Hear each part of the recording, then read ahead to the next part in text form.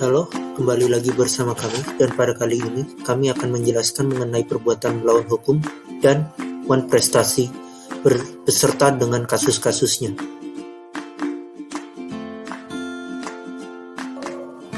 Perbuatan melawan hukum adalah sebagai suatu kumpulan dari prinsip-prinsip hukum yang bertujuan untuk mengontrol atau mengatur perilaku bahaya untuk memberikan tanggung jawab atas suatu kerugian yang terbit dari interaksi sosial dan untuk menyediakan ganti rugi terhadap korban dengan suatu gugatan yang tepat.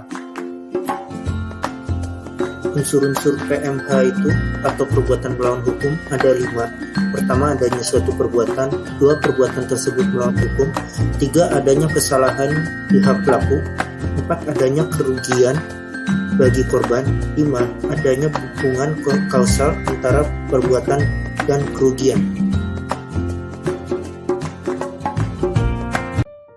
Kami akan menjelaskan kasus perbuatan melawan hukum yaitu PT DP versus PT TST. Kasus posisinya yaitu bahwa penggugat sebagai pengembang real estate pada 19 Januari 1996 telah melakukan perjanjian pengikatan jual beli kios dengan NL. Kemudian pada 1 September 1997 NN menjual atau mengalihkan kepemilikan kios tersebut kepada EN. Dan selanjutnya N menjual atau mengalihkan kepemilikan kios tersebut kepada TST atau tergugat.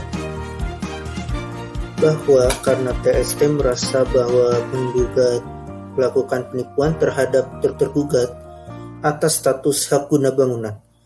Kemudian pada 14 Oktober 2006 ia mencurahkan keluh kesahnya dengan menulis surat di salah satu media harian yang ditujukan kepada pengurus PPRS ITC Mangga 2. Di mana pada poin 5, surat tersebut mengatakan developer PT Duta Pertiwi Tbk telah melakukan penipuan, yaitu tanah milik bersama milik ITC Mangga 2 dengan status hak guna bangunan murni ternyata baru diketahui adalah hak guna bangunan di atas HPL milik Pemda DKI.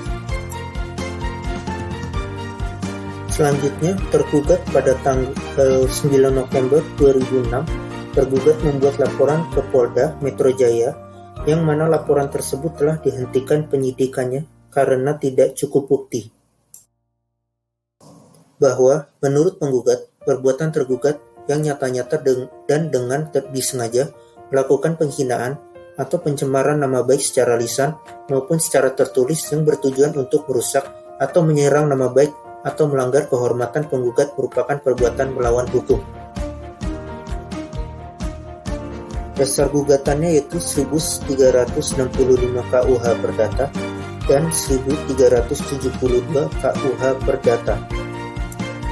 Pertimbangan MA, putusan MA nomor 2603K/PDT/2009 bahwa alasan tersebut tidak dapat dibenarkan karena judeks fakti tidak salah dalam penerapan hukum, di mana antara penggugat dan tergugat tidak ada hubungan. Wan Prestasi adalah suatu keadaan di mana debitur tidak memenuhi janjinya atau tidak memenuhi sebagaimana mestinya dan kesemuanya itu dapat dipersilahkan kepadanya. Jadi, Wan Prestasi di sini adalah keadaan di mana kreditur maupun debitur tidak atau lalai melaksanakan perjanjian yang telah disepakati. Unsur-unsur Wan Prestasi ada 3. Yang pertama ada perjanjian oleh para pihak, yang kedua ada pihak melanggar atau tidak melaksanakan isi perjanjian yang sudah disepakati.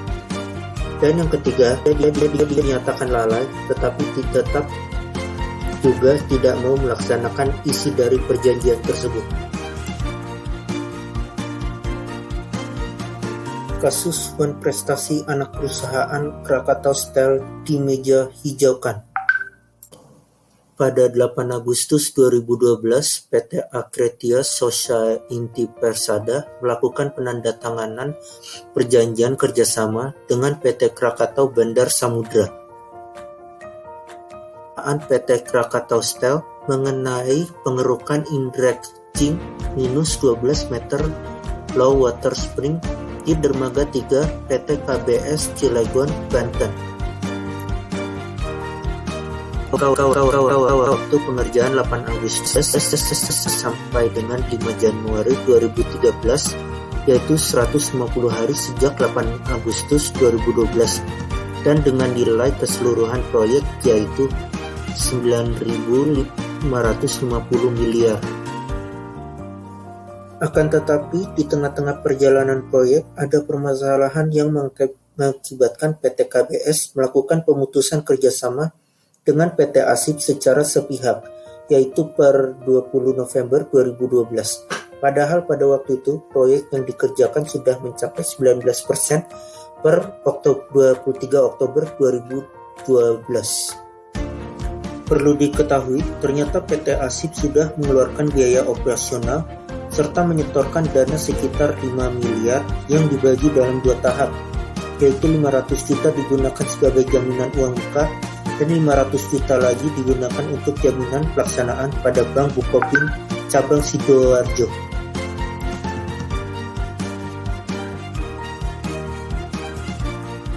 Akan tetapi, sekitar awal Januari 2013, pihak Bank Bukopin telah mencairkan bank garansi atau uang jaminan yang telah disetorkan PT ASIP tersebut kepada PT KBS tanpa persetujuan dari pihak PT ASIP. Tindakan ini yang telah dilakukan oleh Bank Bukopin Cabang Sidoarjo ini tidak menghormati proses hukum yang sedang berlangsung. Jadi, dalam kasus di atas, siapakah yang bersalah? Berdasarkan alur cerita di atas, PT Krakatau Bandar Samudra bersalah atas PT Akretia Sosya Inti Persada karena PT KBS melakukan one prestasi dengan memutuskan kontrak kerja yang telah dengan PT Akretia Sosya Inti Persada secara sepihak per 20 November 2012 karena terdapat permasalahan yang tidak dapat dijelaskan. Kemudian dalam kasus di atas juga terdapat pihak ketiga, yaitu Bank Bukopin Cabang Sidoarjo yang melakukan pelanggaran atau cacat janji kepada PT Akretia Sosya Inti Persada, sebab pada saat itu PT ASIP telah mengeluarkan biaya operasional serta menyetorkan dana sebesar 1 miliar kepada Bank Bukopin Cabang Sidoarjo. Namun Bank Bukopin telah mencairkan dana tersebut kepada PT KBS tanpa persetujuan dari pihak PT ASIP.